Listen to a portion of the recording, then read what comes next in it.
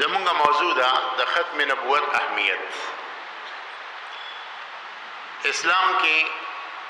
د عقاید قسمونه دي معزز. بعضی عقاید هغه دي چې هغه ته ضرورت الدین وایي، او بعضی عقاید هغه دي چې هغه ته ضرورت اهل سنت وایي، او بعضی عقاید هغه دي چې هغه تفریعات شوی دي په دغه ماقبل دو قسمونو باندې، او د هر یو حکم جدا دی. کوم عقاید چې ضرورت الدین دي د هغې د منکر حکم دا دی چې د اسلام د دایرې نه خارج دی، او کوم عقاید چې ضرورت اهل سنت کې شمار کیږي د هغې د منکر حکم دا دی چې هغه ته ضال او مضل ویلی شي، کافر ورته نشي ویل. او کم عقاید چې متفرع دي په دې ماقبل دو قسمونو باندې، خاص کر په دې دویم قسم باندې، نو د دې حکمونه په دوه قسمه دي. کله د دې حکم داوی چې د اهل سنتو نه خارج دي، لکه د هغې آسان مثال دا دی چې زموږ په نسبت باندې د امامت مسله د عقایدو په کتابونو کې د فروعاتو مسلې نه ده،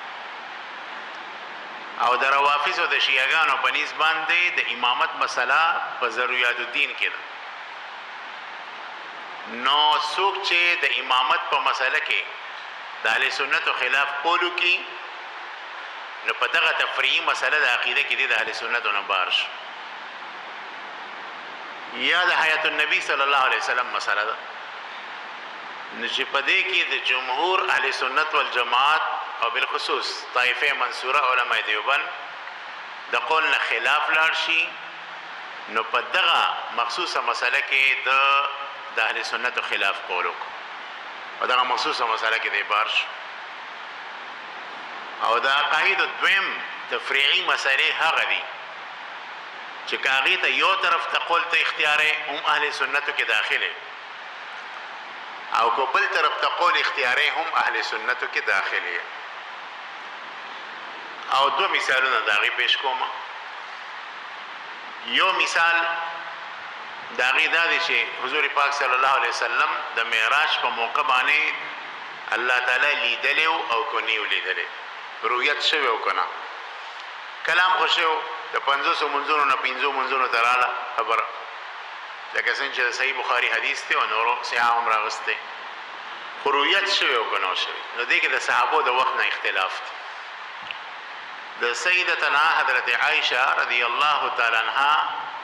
رای دادا چې کلام خو شوی خو رؤیت نو شوی، الله تعالی لیدلی نه و. او د حضرت عبدالله بن عباس رضی الله عنهما رای دادا چې الله تعالی لیدلی و. اوس بعض علماء اهل سنت او د حضرت عائشه سے قول راجح کړی دی، او بعض د عبدالله بن عباس سے، او دواړه په اهل سنتو کې داخل. دویم مثال چې هر طرف ته قول ته غوره کې نه اهل سنتو نه ببار کېږي نه، هغه د اشاعرو د ماتریدیو اختلافات دي. اهل سنت والجماعت منقح او صحیح معتدل متوازن تعبیر سره اشاعره او ماتریدیه. زمون جمله کتب د عقاید لیکلي دي چې د اهل سنت دویم نوم اشاعره ماتریدیه دي. علامه زبیدی سے فرمایي، مرتضی زبیدی، اذا اطلق اهل السنه والجماعه فالمراد بهم الاشاعره والماتریدیه. او بده باندې نور هم ډېر زیاتې حوالی دي، سینکړو حوالی دي چې د اهل سنت نه مراد اشاعره ماتریدیه دي، او کوچري صوفیه صافیه دي، نو هغه اصول هم د دې سره یو دي. او کو اهل الاثر دي، لکه امام بخاری، امام مسلم، امام ابو داود سجستانی، امام نسائی، امام ابن ماجه، امام مالک، امام ترمذی، نه د دو اصول هم د اشاعره او ماتریدیو سره یو دي. نو خلاصه هم دا راوځي چې اصل د اهل سنت تعبیر اشاعره ماتریدیه دي. د اشاعره او د ماتریدیو په خپل منځ کې په څو مسلو کې اختلاف دی، او دا اختلاف د تعبیر د اختلاف په اصل مسله کې نه دی، یا به عبارت دیګره تاسو دا ویلی شئ چې دا اختلاف د دوه لفظي دي، او په بعضو مسلو کې اختلاف معنوي دي چې مشابه د لفظي دي. د صرف اشاره کوم لکه د لفظي اختلاف مثال دا دی چې انا مؤمن ان شاء الله یو کس ویلی شي او کنه حضرات ماتوریدی وی چې انا مؤمن ان شاء الله نشي ویل دغه جده خود مؤمن دی یقینا د دې مثال خدا سره دی چې یو سړی په وبو کې ولاړی او غدا وی چې انا فی الماء ان شاء الله نو دا غږی ان شاء الله ویلو څه توک نه جوړي او حضرات اشاعره وی چې انا مؤمن ان شاء الله ویل شي په اعتبار د معال سره دغه د خاتمه پته نه لګي انما الاعمال بالخواتيم کې دي چې یو انسان په کفر مړ شي لہذا دې وی چې انا مؤمن ان شاء الله زب ان شاء الله په ایمان برم نو دا لفظي اختلاف سو کې چې لا ينبغي غني اغي حالن وی سو کې چې ينبغي غني اغي معالن وی او دویم مثال معنوي چې مشابه د لفظي دی لکه تکوین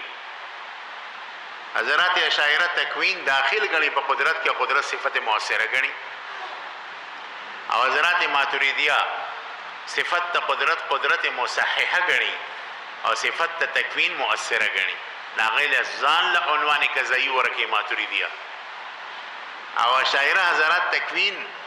په عنوان کزئی سره نه مني خدایي چې کم کار دی یعنی تاثیر داغه نه انکار نه کوي تاثیر هغه مني یعنی تکوین داخل غني په قدرت کې اوس دا معنوي اختلاف دی اشاعره او د ماتوریدیو او مشابه د لفظي دي نو اوس کې اوسړي د اشاعره قول واغستو او د ماتوریدیو قول واغستو دا دوانه صحیح او په دې کې په قدیمه زمانه نه بحثونه هم شوي دي مناظرې هم شوي دي گفتگو هم شوي دي مناظره چې کله په صحیح نیت باندې او دوانو طرف نه اهل علمي د دې فائدې اهل بدعت سره هم مناظره عام دي په داخلي مسلو کې چې دوانو طرف ته اهل حقي نو په یو مسله کې بیا گفتگو مناظره چې مهذب انداز باندې د دې فائدہ شته په دې باندې مستقل اوس عرب دراسه لیکلې ده المناظرات فيما بين الاشاعره والماتريديه هغه مناظره چې د اشاعره او ماتریدیو په خپل منځ کې شوی داخلي مسلو ترجیح دراجه کې دي نو خلاصه دا شوا چې کوچا د اشاعره قول واغستو یا د ماتریدیو قول په یو مسله کې واغستو نو دې کې دوانه اهل سنت کې داخل د اشاعره او ماتریدیو سو مسلو کې اختلاف دی بعضی حضرات وی چې درې مسلو کې بعضی حضرات وی چې 12 مسلو کې خاجه او بعضی حضرات وی چې دا اختلاف د دې په سلويختو مسلو کې دی علامه زاهد کوثری صاحب او یو ډیر مشهور کتاب دی زموږ د عقیده اشارات المرام عن عبارات الامام علامه کمال الدین بیاضی صاحب لیکل دی داغه تحقیق دا دی چې په 500 مسلو کې د اشاعره اهل سنت او د ماتریدیو اهل سنت اختلاف دی په 100 مسلو کې تاسو را سره وایي 500 کې او دا اختلاف اکثرو کې لفظي دی او بعضو کې معنوي مشابه دی لفظي نو دا ما تاسو ته تقسیم وکړو چې بعضی عقاید ضرورت الدین دي منکر د حکم کافر بعضی عقاید ضرورت اهل سنت دي چې داغي منکر دا دي چې خارج د اهل سنتونه دي زوال نه او بعضی مسائل متفردی په ماقبل دو قسمونو باندې داغي حکم په دوه قسمه دي بعضی باغی چې هغه د اهل سنت په مسله کې بار کیږي او بعضی هغه دي چې نه بار کیږي او چې هغه نه بار کیږي داغي دوه مثالونه تاسو په خدمت کې ما پېښ کړم اوس قادیانان چې دي هغه د ختم نبوت منکر دي نو دا د ضرورت الدین منکر دي او صرف د ختم نبوت منکر نه دي بلکې غلام احمد قادیانی د یو ضرورت دینی چې د ختم نبوت عقیده د داغي منکر نه دي د درجنو ضرورت الدین منکر لکه یو غټه مسله ختم نبوت خو په خپل ځای احمد هغه یو طرف ته کېږي یو غټه مسله دا ده چې د صاحب د انبیا کرام علیهم السلام دي ظالم پیغمبران نه دي ماپ کړي غوته کنځلي کړي سیدنا عیسی علیه السلام ته کنځلي کړي دي دغه شجرې مبارکه ته کنځلي کړي او دا هغه مسله ده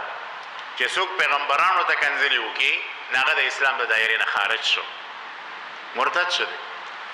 بیا په دې کې دوه قول دي چې توبه قبول ده او کنه ده بعضی حضرات وایي چې توبه قبليږي خدا احناف په کې صحیح مذهب دا دي چې توبه نه قبليږي حد په د باندې اوخته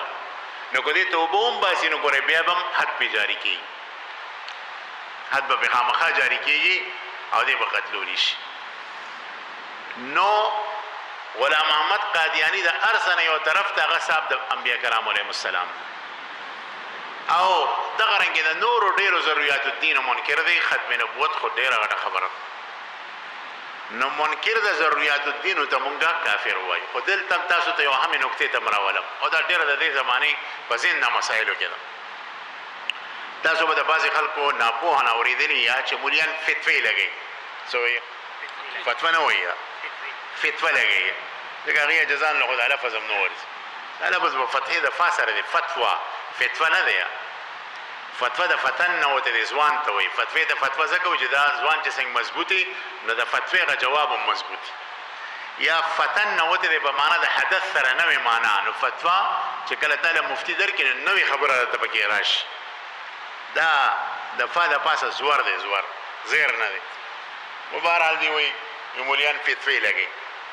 ما یو غسر خبره کولې ګوره مخکې ته مولوی صاحب خبره کوم چې فتوا باندې لګي ما یو نه لګوم فتوا زه به فتوا لګوم زما د فتوی سره زویم نو یو خبره ده چې دا یو عام خلکو خبره ده چې علما فتوی لګي ګوره علما فتوی نه لګي علما د فتوو نشاندهی کوي او د دې یو آسان مثال لته وایم چې یو سړی روان دی یا واګوي کوي مازغه خراب دی او لار کې یو ګنده ګټر دی چې دا واشروم دعوت دی او ګټر ته ودانګل نو اوس بے پروا سړی خو په پیغله تیر چې ولیکن کم سړی په ځل کې چې درد او رحمي ناغه به خلکو ته وی چې راځي چې دا مرګري رو بس د دماغ کار نه کوي ګټر ته دنګلې دي وګوره خپل کپڑے به بچ ساتي اسنه چې تاسو کپڑے ګنده شي ځکه چې مخ کې اور بسې د مازیګر موز د موز بکوي نو دی په پړو باندې اوتړي روبه بس خدا به وې چې ګوره دا ګنده دي ځان ته ساتي او بیا په پروړي په دې په صفا کی کپڑے به نه پاکي روړي باغې به خوشبو لګي کپڑے به ته بدلی کیا نو دغه کس چې خلکو ته आवाज وکړو چې راشه دې د ګټر د ګندګۍ نه روباسه او ټول روباسه او به صفا کی او پاکي کپڑے وته ورکی او خوشبو په ولګي نو د پد وکړو خو یو کړو تاسو راته وای خو یو کړو ته ماشوم ته پته چې دی خو ندا علما چې دا فتوی لګي دا د هغه سړی تعین کوي چې د جسم ته کینسر لګیدلی دی او دا کینسر متعدی مرض دی تا ته هم ولګي لہذا ځان ته بچ کا او د لپاره دعا وکا د دعوت ورکا په د جړاو کا الله مخې ته د لپاره جړاو کا چې د الله پاک د توبې توفیق ورکینو علما فتوا لګی نه فتوا خو د پزان په خپل ولګول علما تعین کوي صرف تاسو خبره باندې پوهیږئ او تعین د فتوی چې د علما کې دا په دغه کس باندې رحم کوي کرم کوي چې دا خبره ساوزین نو فتوا دی په خپل پزان باندې لاګو کوي د فتوی د پرزان متعین کې علما یې صرف هغه تعین کوي چې دا کس ته اوس کینسر لګی او د ځان بچ کې مثلا ډاکټر دی ډاکټر ته یو سړی راشي او د خپې ته کینسر لګیدل دی ډاکټر چې خپل وګوري اورا دا خو نه سيږي دا خپل وکټ کول غواړي نو څه د خیال لري دغه مریض پلار برادي په ډاکټر براګدي او زره به دربو گردان به شروع کوي سب خیال ابو چې ډیر خکه ځکه چې ډاکټر وته وی کو دا ګوتم ټیکټ نکړه دا قوم ټیکټ نکړه نو ټول جسم به دا کینسر رئیسار کی او ډیر زر به مرشي خاموشي جسم ده نو ټول خلق به بیا ډاکټر بارکه سوي چې ډیر صحیح فیصله کوي د علماو مثال د ډاکټر دی په دغه سړي باندې رحم کوي چې خلکو ته وایي چې د سړي عقاید خراب دي د لپاره دعا وکړه د عقاید نه تاسو ځان بچ ساتي نو علما کو فتوا لګي دا په انسانيت باندې رحم دی دا په انسانيت باندې کرم دی دا بد نه کوي